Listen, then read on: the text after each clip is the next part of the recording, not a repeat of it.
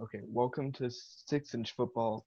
I'm your host, Alex Streamcline, and today we have a very special guest, Dave Kitnell. Knittle. Kitnell, all right. Um, all right, I guess let's start off. You want to introduce yourself? Yeah, sure. My name's Dave Knittle.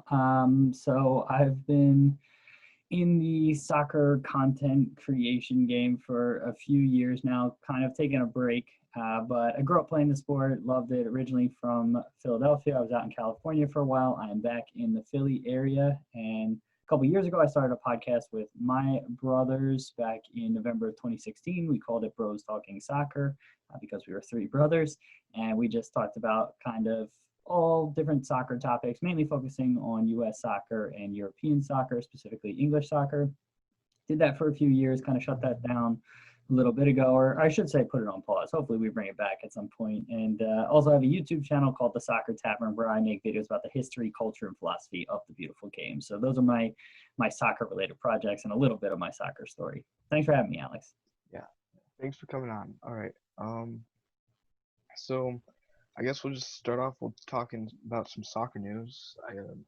So I guess the biggest thing, well, not the biggest thing, a big thing that's happened right now is Juventus is talking about replacing their manager Sarr with Pochettino, the Argentine manager who used to manage Tottenham.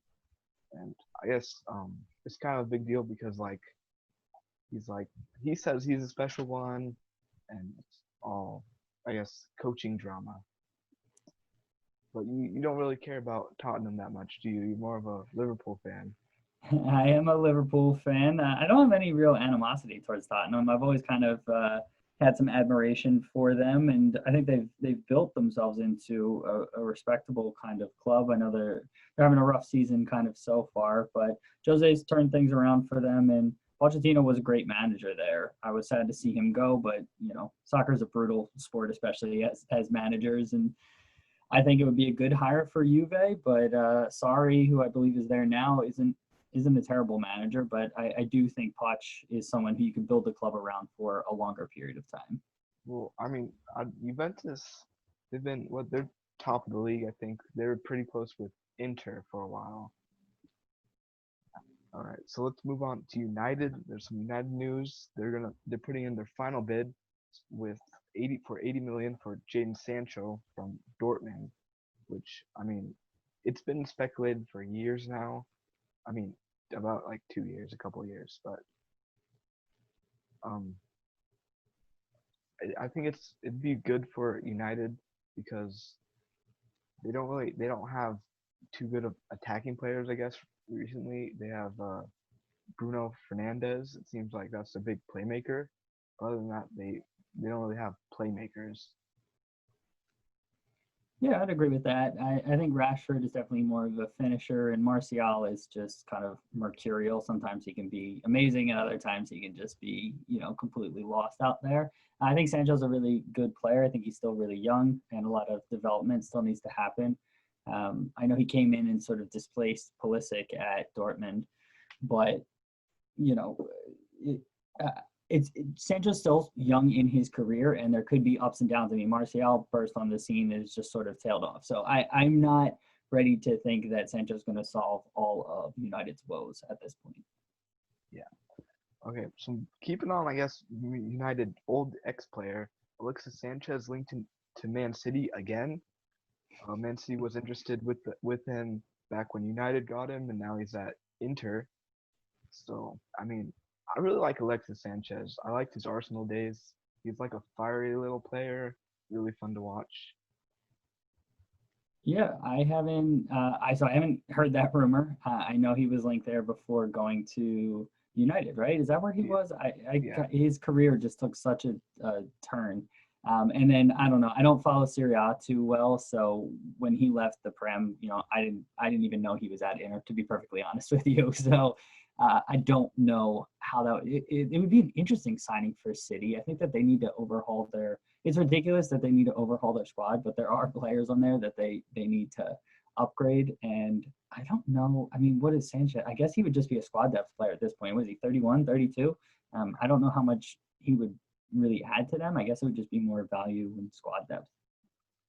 for sure. I mean, Sane is Sane. He's gonna leave for Bayern. Well, there's Hmm. rumors. I don't know if he actually is, but I guess maybe a replacement or more depth in that position.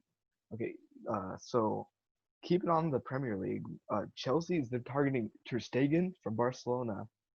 I think it's an interesting move. It'd be an expensive move for sure. I don't know. I mean, Ter Stegen. I don't know about him. I mean, how do you feel about it?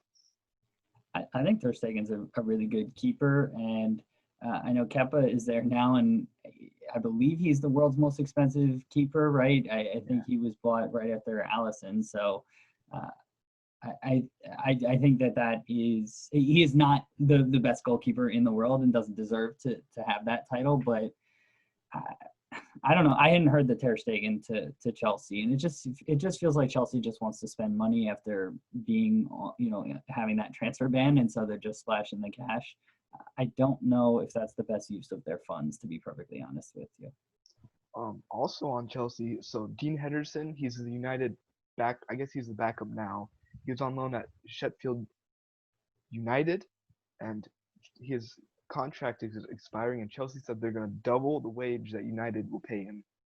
So they're trying to bring more goalkeepers, which is it's interesting. I actually like a move like that because it's a young keeper who, again, if there's no transfer fee involved, you can pay him, higher wages. And again, I don't know. I don't always agree. I mean, I'm a Liverpool fan, and the Allison investment actually did pay off, but so often spending a ton of money on goalkeepers is just not a wise investment. And so if you can get a keeper on a free and just pay them more, I think that's much smarter than splashing who knows how much Ter Stegen's going to cost, 50 to 80 million euros, and I don't know if that's the best use of funds. So I would say that's more of a savvy move by Chelsea. If they don't get Ter Stegen, I think it would be ridiculous to bring in Ter Stegen, have Kepa, and then sign Henderson. But it's Chelsea, and they just love to spend money. Oh, well, we're gonna continue on Chelsea. They're gonna pay. So Kai Havertz. I guess Chelsea's just gonna take over all the news today. But Kai Havertz, the Leverkusen uh, playmaker, they're gonna spend. They're putting an offer, I guess, for 76 million for him, which Liverpool, I'm pretty sure, is also interested in him. But more money from Chelsea. I think it's interesting. That's interesting. Yeah, I really like him. He's been fantastic for Leverkusen for years now, and I think he's a proven player. He's a little bit younger than I compare him a lot to Julian Brandt, who's Yeah. done well at Dortmund, but I like Havertz better than Brandt, and I think that would be a great signing for Chelsea. As much as that pains me to say, because I think he would be awesome at Liverpool. It's just I don't think Liverpool's going to overspend on players, whereas Chelsea feels comfortable doing that. Well, yeah. I really like Bundesliga attackers because it's all run, run, run, run, fast, Mm-hmm. fast. Um, and didn't Liverpool just got Minamino in January, right? From Yeah, he Salzburg. came from Salzburg, yeah, which is Austria, I believe. So, but yeah, kind of the German-speaking countries. And the Havertz move, it's interesting move from Chelsea as well because they have Pulisic, they have Tammy Abraham who can play striker and outside. Who else they have? They have Hudson-Odoi. yeah. Willian and Pedro are moving on, so I guess I understand it to an extent. But I mean, they also have Loftus-Cheek, who can. I know he's more of a central midfield player, but he can play out wide. And Reece James is a little bit more of a defensive player, but even he can play on the wings a bunch too. It seems like Chelsea's just going all in on restocking and kind of clearing out the old and in with the new and young players. Yeah. Well, Jurgen Klopp, he talked about how Chelsea is spending so much money, and he says, "Well, we don't need to spend so much money on this. Like, we're not going to spend money just to spend money," which I think is really smart from a, I guess, not uh, financial side. It's smart from a financial side, but it's also smart from a player side. I mean, I have the utmost faith in Jurgen Klopp from what he did at Mainz and then Dortmund and now Liverpool. He has earned the right to have people listen to him and just trust that he knows what's best. So if he thinks that Liverpool's young players that are coming through or the players that they have on the squad right now are good enough for next season, I have faith in him. I mean, Liverpool's been stocking up on young players, whether it's their academy or signing young, anywhere from 16 to 20-year-old players from other teams, and only spending less than 10 million euros, but kids with a lot of potential. And at some point, you got to give them a chance and an opportunity to play. And I don't love, I've never been a fan of the Real Madrid approach of just buying the best player in the world who's might be 28 for 100 million euros. I've always liked, investing in youth, watching them develop. And it's cool to see, Liverpool definitely has very talented players in their prime, but they've also kind of committed to this youth philosophy, building for the future. And I'm excited to see how it plays out. They got the title this year, and that was kind of the most important thing from my perspective.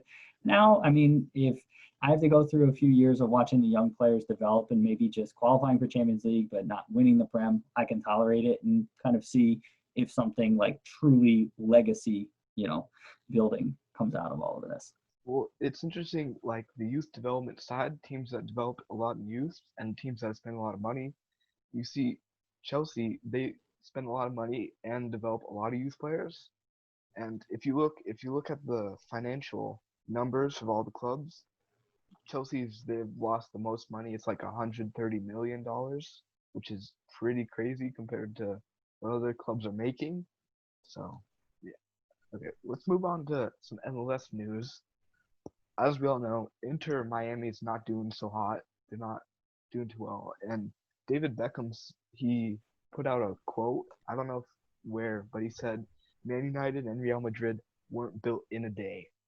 So David Beckham, I think he might be taking a little bit of a slower approach to the development of the club. And I mean, it's okay in MLS because there's no relegation. So Yeah, and also, I mean, so obviously this year is just ridiculous. Like taking a step outside of the soccer world, just everything everyone is dealing with the whole pandemic and all of that is crazy. So I can't imagine trying to build a club in the midst of all of that. And building a club in MLS is not an easy thing to do. I mean, Atlanta United and LAFC sort of set this ridiculously high bar. But if you look at almost every other expansion team over the years, no one's been able to do what they've done. And I think the expectations were probably a little bit too high because David Beckham's name and, Miami's a sexy city and all of that.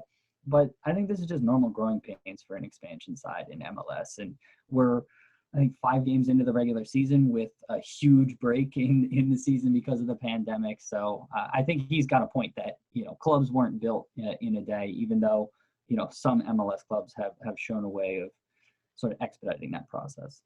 yeah, well, if you look at Cincinnati FC, Mm-hmm.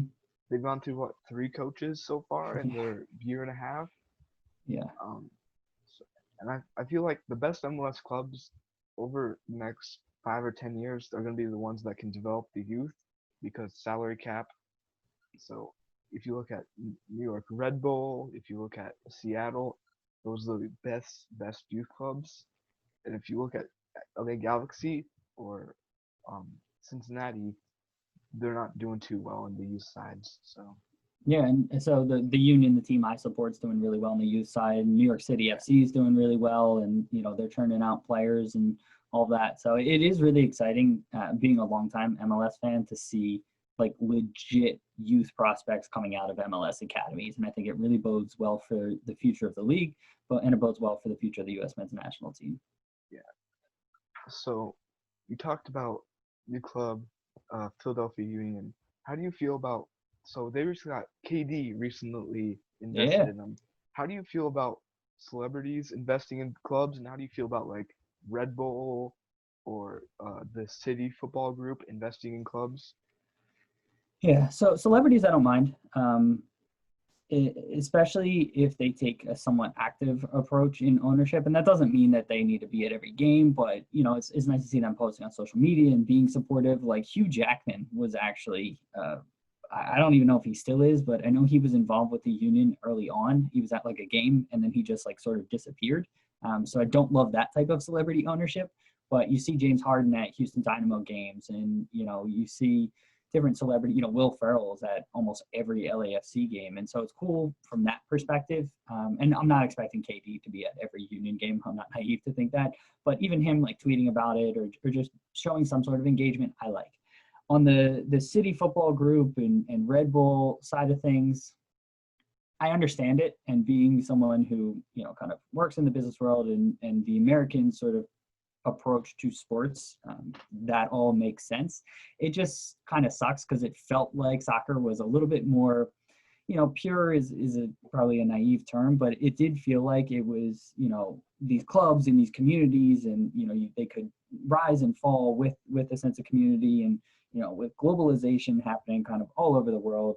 I think it was bound to happen, and I understand it. It just, just kind of makes me a little bit sad, but I get it. I mean, cities doing the smart business approach. They're leveraging their resources that they have, which are incredible. They're getting these scouting networks, and I will give city props. They're not just going out and they are spending a ton of money, but they are investing in their youth academies. They are developing players as well. And it's not just like they're just taking the Real Madrid approach, buying all these clubs and just stacking them with ridiculously $100 million players all over the place. They are investing in developing really, really good players. Jadon Sancho came through a city academy. We were talking about him earlier, and they have some legit players coming through their academies. And, NYCFC Academy, I guess it was still young, but I mean, Gio Reyna, who's breaking through at Dortmund, kind of came through there. I think it's a little bit much to give them too much credit there, but they have the. I am not a City fan, and so I don't want to give them too much credit, but I really do like the way that they have kind of gone about things from the perspective of hiring all the Barcelona executives and really building the infrastructure of that club for basically long-term success and dominance. So I got to give them props there. Yeah, something I really kind of want to see, like with clubs, normal clubs in like the town, it's like the community that's like, it's like those are the celebrities. That's part of the community. I like to see like even Red Bull or like New York City FC like help go into the community and like help develop, like invest in the community a little bit.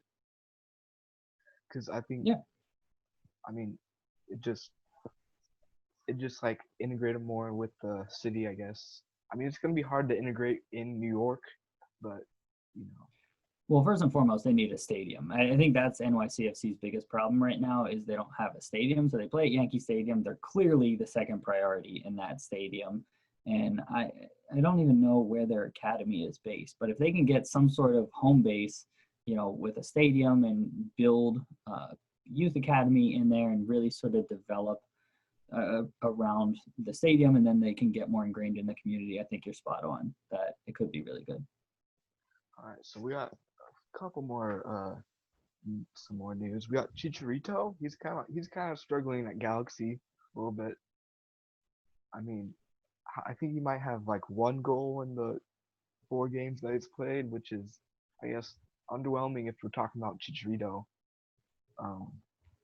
But I feel the Chicharito move from Galaxy is good because, I mean, never mind. I don't think Chicharito's a good move. Why don't you think it's a good move? Well, I think it's good publicity because a lot of the fans are going to LAFC from the LA area because it's a lot more of like a community kind of feel. But so Galaxy is like the corporate of LA, and LAFC is like the community of LA soccer. So yeah, I would agree with that assessment. Okay, LAFC is also, they're doing pretty well with Rossi and Rodriguez. They're both South American players with no Vela, I guess, because his wife is pregnant, so it didn't go to the bubble. Yeah, I'm pretty sure that's all the news we got. So let's get into the question segment. I know that you got like a degree in marketing, right? Finance. Oh, finance. But are you in marketing? Are you in like the marketing industry, you could say? Kind of. All right. So have you seen like certain was it certain patterns or like in the marketing soccer marketing industry, like or similarities, like this happens a lot with clubs, or they try and market something a lot.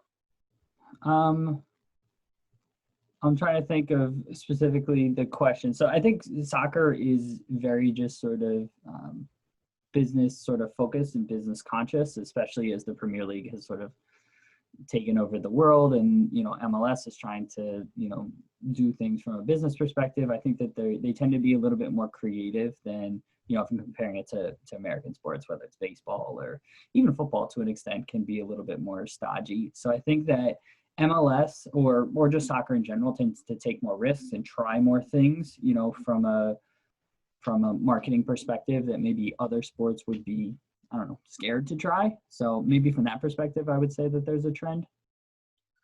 All right. So your scarf collection. You got a Yeah. big scarf collection, right? Why did you choose to collect scarves out of all the things? So growing up, I never traveled as a kid. Like all the travel that I did was mainly soccer based and was mainly regional in the kind of northeast corridor of the U.S.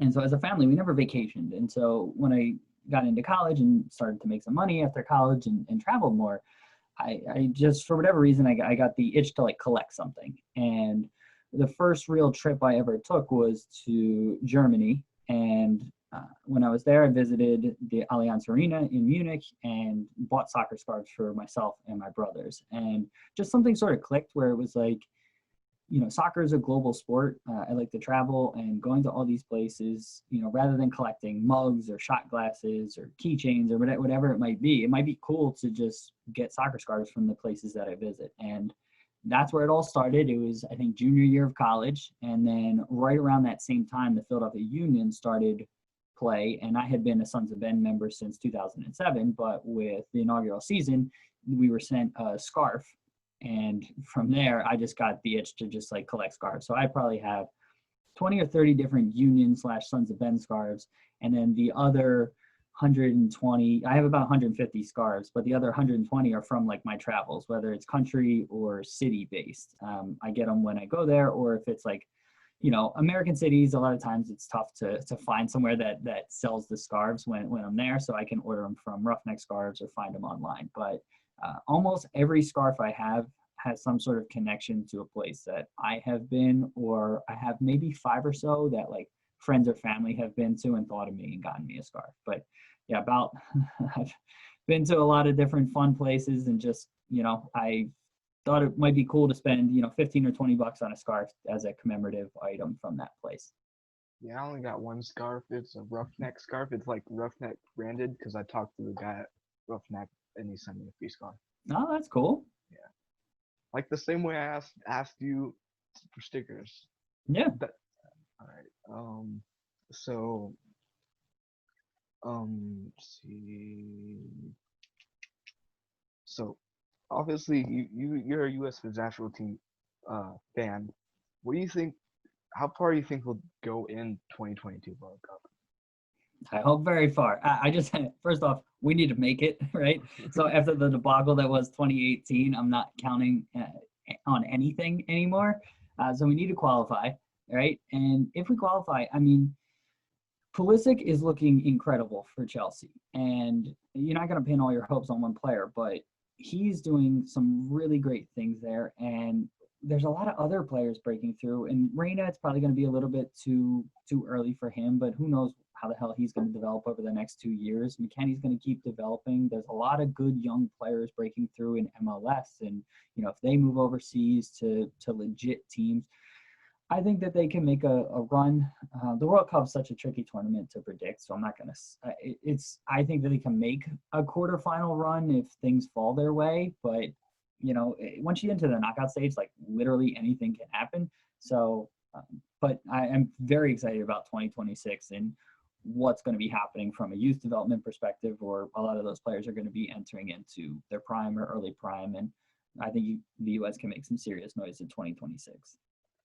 Yeah, people talk a lot about how winning and development are like are you either have one or the other.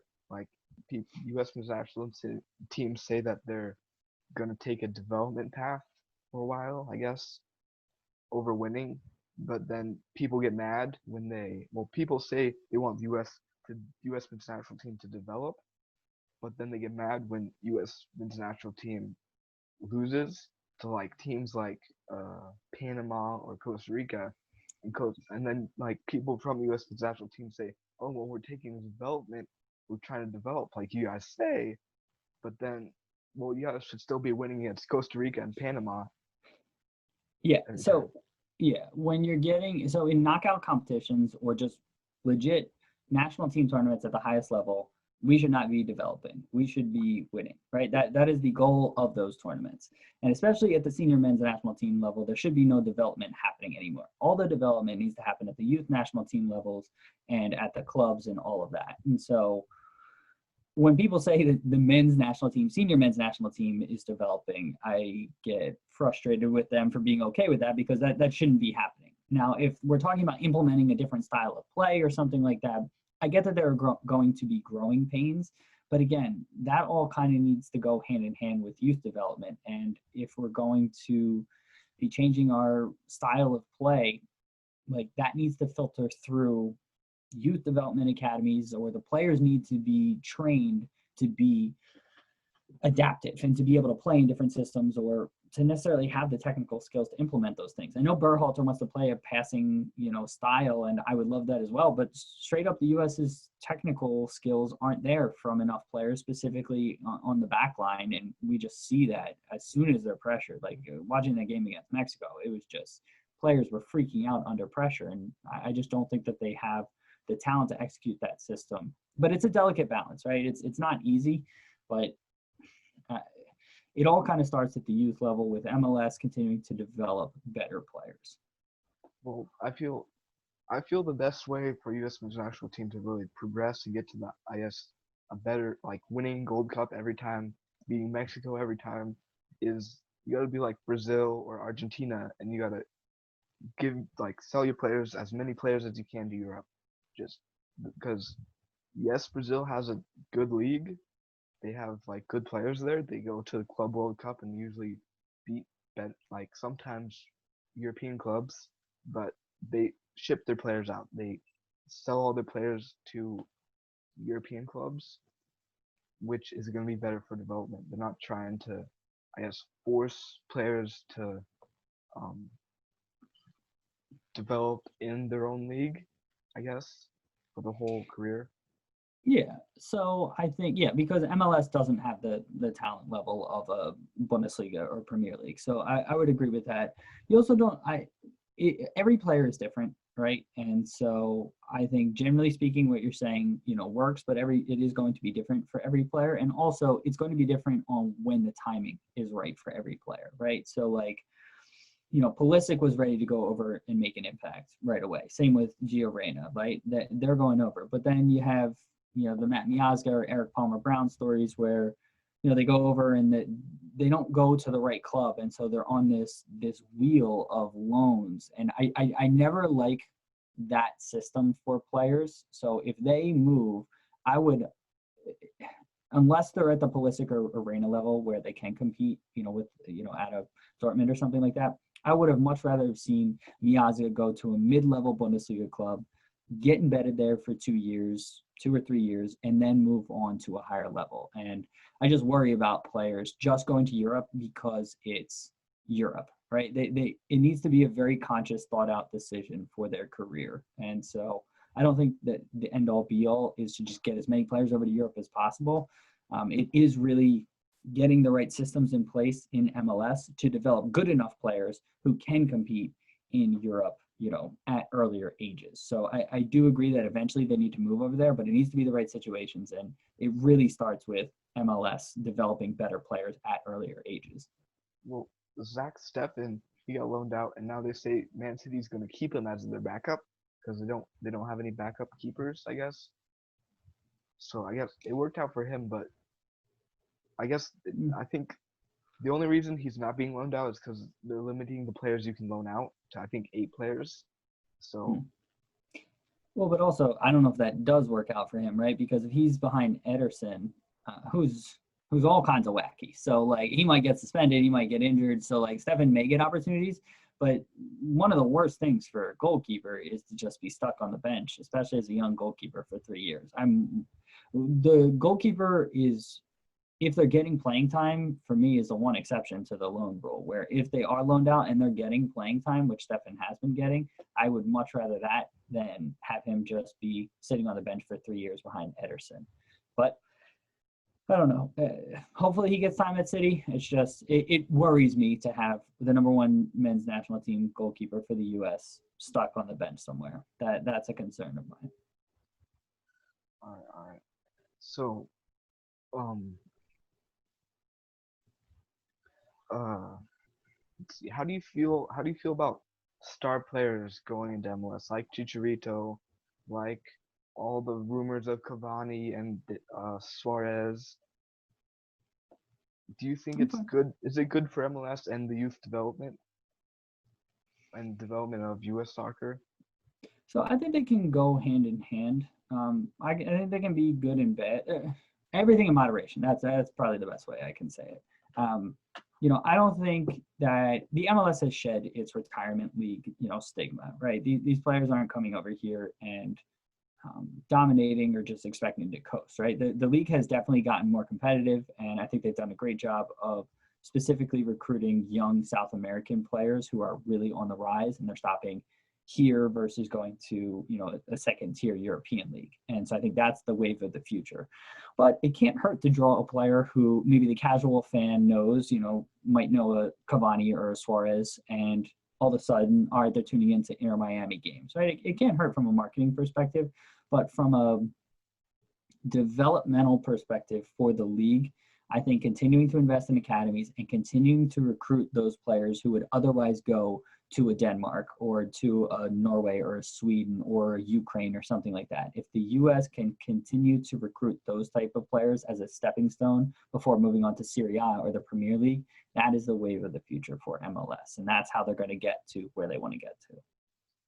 So, you just said the MLS, where they want to get to? What is the end goal for MLS?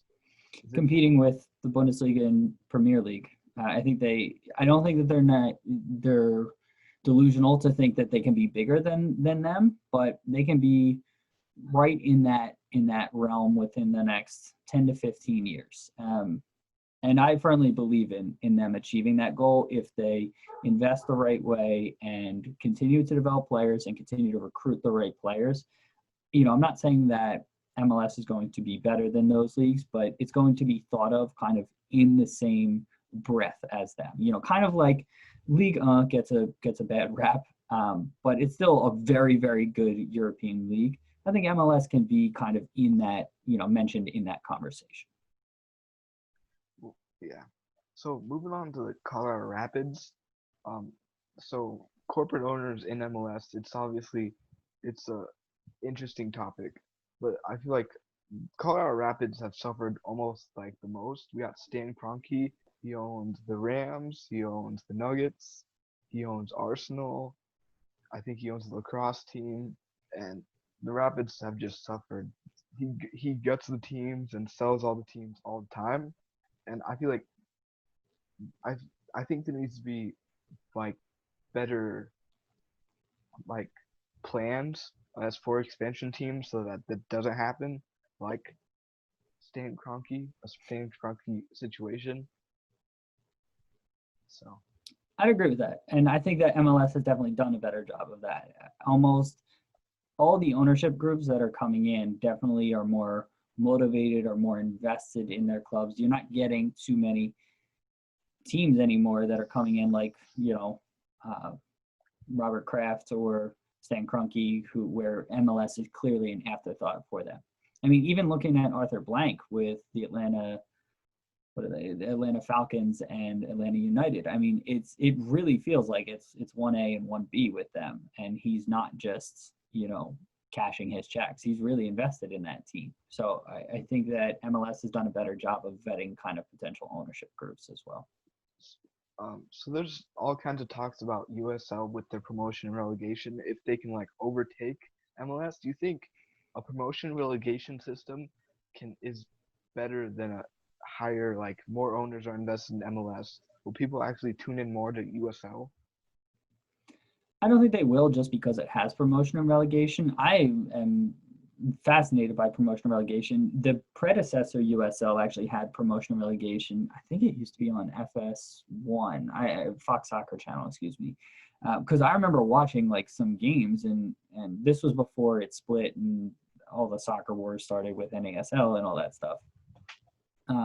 But they had promotion and relegation before and nobody watched it, right? So promotion and relegation is not just going to be the end all be all. It's a fascinating concept. And I think that it, under the right system and the right business strategy, it could work in the US. It would have to involve a hell of a lot more TV money and a lot more kind of revenue sharing and guarantees for it to be implemented. But there's enough demand for soccer in this country to have a well thought out promotion and relegation system and have it be successful. And it could be something like there's 3 divisions and they all have a playoff, but maybe the top division gets 10 teams, the second division gets 4 teams, and the third division gets 2 teams. And then you have a 16-team playoff. And it could be something like that where it's not truly, promotion and relegation, but like everyone kind of knows that what the top league, it could be something like that. And it could be effective. And that's just an idea I just threw out off the top of my head. I have not thought about this enough, so I don't know how many fans you have. Don't anybody come after me because I know pro rel can be a touchy subject in the US. But I think it could work, and I'm also okay with MLS being the way that it is. I just I don't have like a huge preference either way. I think it could be fascinating. I just think that it needs to be thought of, very well thought out, and it's not going to be the silver bullet where if we implement this, all of a sudden MLS franchises are each worth $2 billion. Or at that point, MLS clubs are worth $2 billion, So going back to US soccer, I was listening to something on by interview with the US men's national team GM Mick. What's his first name? Mick. I know his last name is McBride. Brian. Brian McBride. He was interview and he said, well, the U.S. men's national team always starts at what do you say? U.S. men's national team needs to develop younger and start at like the U15 level, like more implemented on the younger, which is younger age groups, which is definitely interesting. How do you feel? And if you look at, I think the stats are the younger you go, the better defensively you're gonna go, better like structure. It's gonna be more structured soccer as like a country, but then the attacking creativity gets sucked out of them because they've been taught all drills and yelled at since they were like 8 years old. So Got it. Yeah, are you saying like you're worried about overcoaching like young yeah, players rather than just letting them develop? Yeah, I think there's something to that. I also think don't we have a U15 national team? So I didn't see the quote, and so I'm not sure exactly the context of it. But I think I am much more for the development of adaptive and flexible players than it is for just drilling in one set system. I think this country is way too big and is way too diverse to just operate like the Netherlands, where 4-3-3, everybody's educated, the same way, and they're just going to play the system regardless. I think that, I think you embrace the differences and you try to teach players as much as possible. Technical, I think is so important. I think that's way more important at the youth levels. Just get their touches down, get all that stuff, and the tactical stuff just comes as you play more. And I think it's much more important to just have players who can do a lot more, be more comfortable on the ball, and then the other stuff can sort of be taught at the later ages. yeah. Overcoaching is definitely an interesting topic because a big entrepreneur, Gary V, he said if he's like a billionaire, and he said if he could remake any business from the ground up, he'd have a youth sports company, like training, because so many parents think that their kid's gonna be the next big thing. So there's people investing. Like even at my club, I don't like ECNL or the MLS Youth League. People pay like tens of thousands of dollars to play there. Mm-hmm. So it's definitely interesting that all the parents think that their son or daughter is gonna be the next Plusik. So Yeah, I agree. I definitely have seen that firsthand. And, over here in PA, there's a lot of like mega clubs. And when I was growing up, same thing, paying $10,000, $20,000 a year for kids to play soccer. And it was just insane. And it's crazy to me that I know the MLS clubs, most of the academies have gotten rid of pay to play, but a lot of the other, academies outside of the MLS bubble still require payments. And now we're getting into training compensation and solidarity payments is like a way to get rid of that. But and I've talked about that on our podcast many times. But if you do some research, listeners, on training compensation and solidarity payments, it's an interesting sort of wormhole to go down and could potentially solve a lot of issues with pay to play. But there's a whole lot of stakeholders in the U.S. that cause problems with that. Even like my club, Real Colorado, I'm pretty sure it's one of the biggest clubs compared to Colorado Rapids, because Colorado Rapids have a bunch of different clubs all over Colorado, Mm-hmm. and there's tons of fees. The summer training fee, the coaching fee, tournament fee. It's like college. There's just fees for everything, and I mean, it's another topic for another day. Probably. All right, I think that's all I have for you. Thanks for coming on the podcast, man. Of course, yeah. Thank you for having me on, and I wish you luck on the podcast. And yeah, thanks for having me. Yeah, thank you.